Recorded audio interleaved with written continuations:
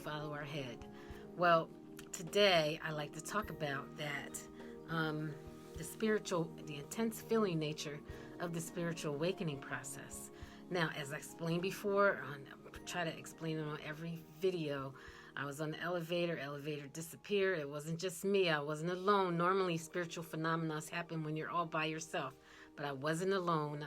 A total stranger jumped on the elevator just like I was. Could have been a female. Who knows?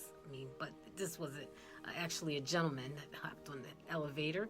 And all of a sudden, this bright light showed up of extreme love. The elevator disappeared. And who the heck knows? But it could have been all me. It could have been all just me. I don't know if he actually had the same experience. As we all know that sometimes phenomena happen by the individual, and usually the individual alone, and not necessarily with another person.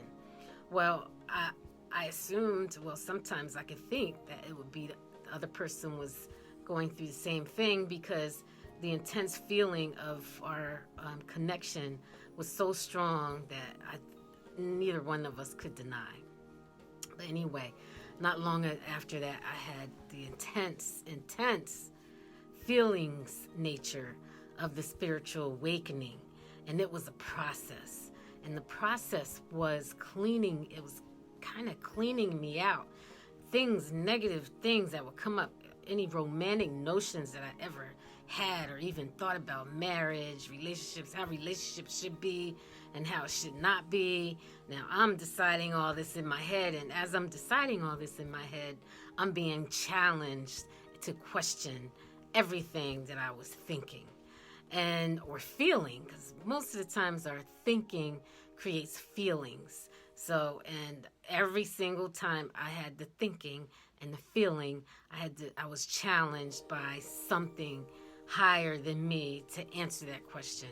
What do you mean by that? And it kept coming, and it kept coming stronger and stronger, until finally I didn't know. I was like, I don't know.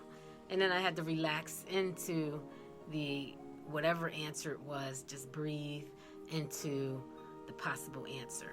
And sometimes the possible answer was no answer at all. But to allow myself to go through it physically, emotionally, and look at it from within, without responding to it, without blaming anyone, just going within and going with those feelings of grandeur. Like, how do you, it kind of turned around like a karma. It turned around on me. It's like, how do you know what a romantic relationship is? What does that actually mean?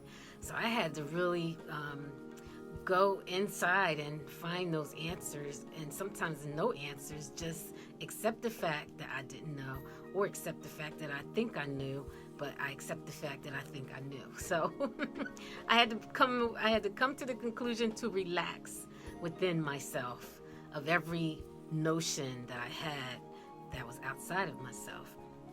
If that makes any